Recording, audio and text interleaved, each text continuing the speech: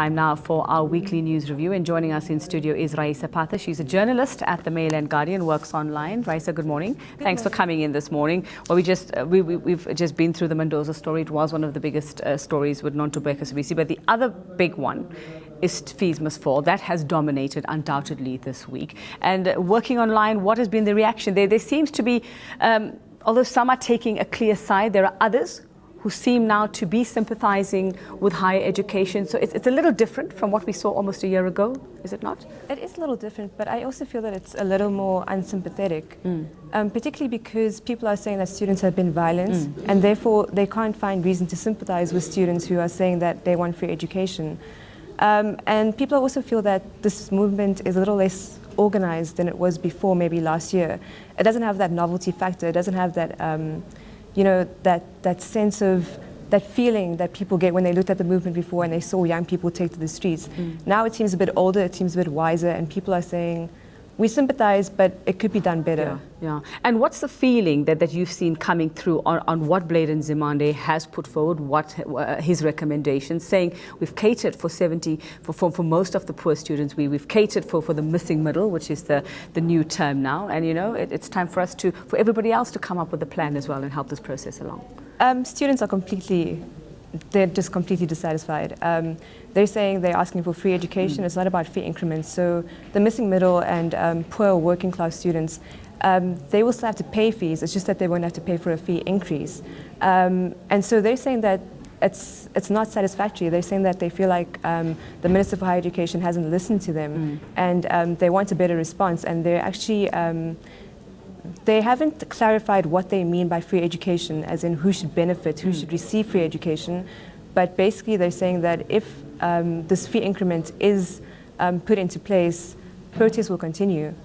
And speaking of, like you said earlier, there's been some unsympathetic sentiment that's being expressed from the rest of the country as well.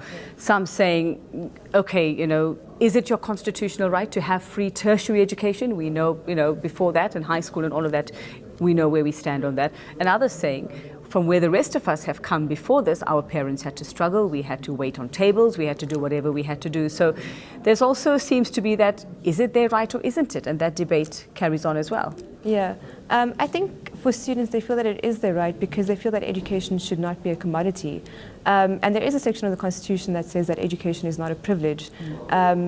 And if you are placing a number on free education, on education, if you're placing a figure that people have to pay, then because of the nature of our country, because so many people are unemployed, so many people are struggling, it becomes a privilege. It does not become a right. Yeah.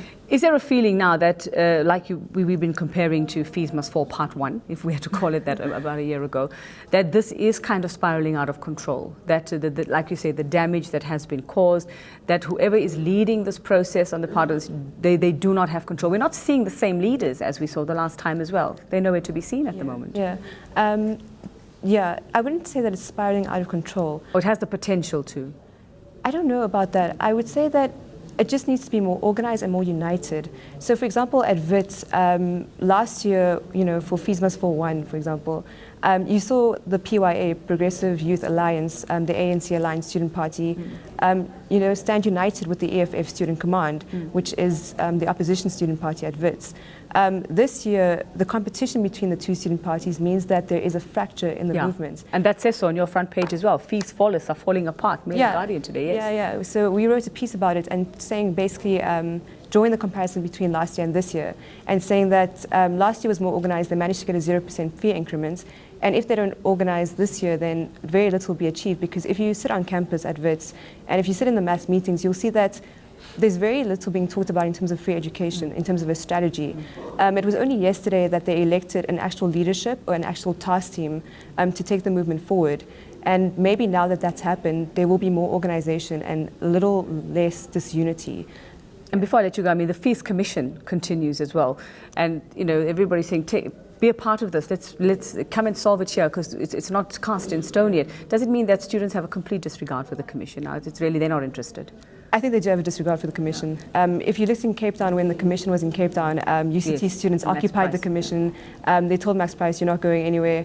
And basically, I think a lot of that has to do with the fact that they feel that, okay, the Commission is talking to various stakeholders, but students are not the main stakeholders that the Commission is talking to. They've got VCs, they've got NGOs, but they're not actually putting the students in the center, which was why the UCT students, they kind of said, okay, all you people sitting here on the stage, you're going to sit down now and we're going to kind of take over.